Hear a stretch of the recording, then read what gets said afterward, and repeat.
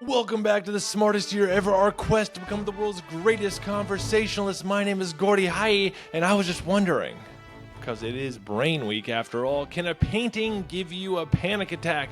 Can beauty actually overwhelm your brain? Like and subscribe if you haven't so you can keep up every single day. I do this every single day. In 1989, an Italian psychiatrist named Graziella Magarini noticed a strange pattern among tourists visiting Florence. People, mostly foreigners, were coming into the emergency department after visiting the Uffizi Gallery or the Basilica of Santa Croce, complaining of chest pain, heart palpitations, dizziness, fainting, even hallucinations. All of them had just seen art, and not just any art, but Botticelli, Michelangelo, Giotto, Renaissance all-stars. It was as if the beauty itself had overwhelmed their nervous systems. Magarini gave it a name, Stendhal Syndrome, after the 19th century French writer Marie-Henri Beyle, who used the pseudonym Stendhal, and he described his own breakdown while visiting Florence in 1817. After seeing Giotto's frescoes, Stendhal wrote that he was in this sort of ecstasy, absorbed in the contemplation of sublime beauty, and he left the church feeling dizzy, anxious, and emotionally disoriented. He wandered the city just in his daze, all disturbed. My thought is because his chin strap was too tight.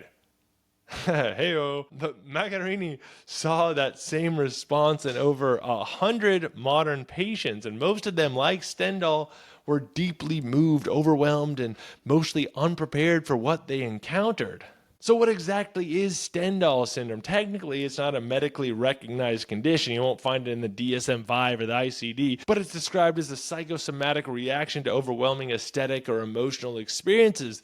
That can mean looking at art, hearing music, reading poetry, even like just standing in nature. Your heart starts racing, you feel dizzy, you dissociate. In extreme cases, people have reported losing their sense of time or identity completely, like a temporary ego wipe. Most of the cases on record come from Florence, and most involve tourists, people who've spent years dreaming of this trip, who finally step into the Duomo or the Uffizi and are instantly crushed by the weight of their own expectations. Some psychologists think it's less about beauty and more about psychological vulnerability, exhaustion, jet lag, the pressure to feel something profound, and then boom, your nervous system obliges. Like, that better be freaking good. I haven't slept or had water in 24 hours. I better like this painting. But that hasn't stopped people from debating whether it's real. Is it a cultural myth, a poetic exaggeration, or a rare, very real neurological response to emotional overload? Some researchers think it's neurologically plausible. When you experience powerful beauty, areas of the brain involved in emotional regulation, memory, and visual processing all light up,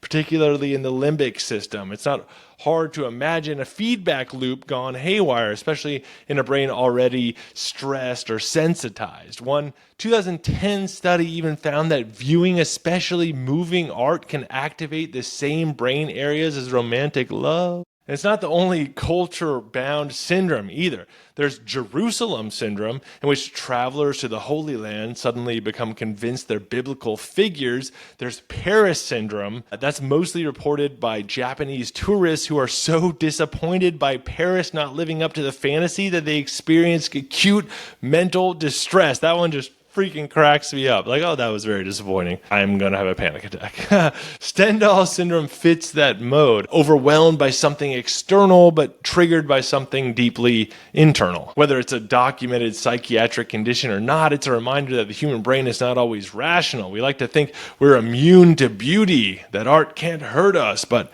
sometimes apparently it can. So there you have it. Stendhal syndrome may not be in the textbooks, but it's a fascinating reminder that your brain isn't just a computer.